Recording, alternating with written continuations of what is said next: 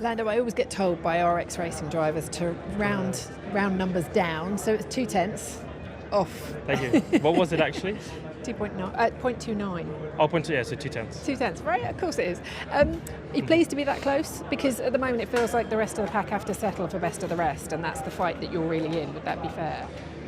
Yes. I mean, Ferrari obviously dropped off a little bit today, but that could just be today, and maybe they'll be back on form tomorrow. But I think it was close between all of us, Aston, Mercedes, Ferrari, us.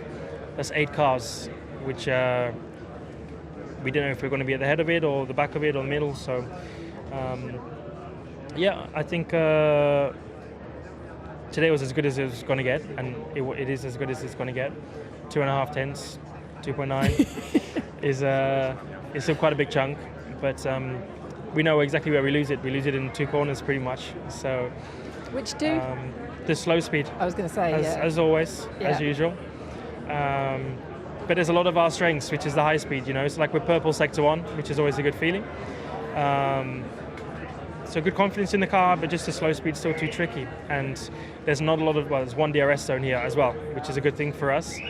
So I think today shows of when you eliminate some of our weaknesses, where we stack up and where we deserve to be.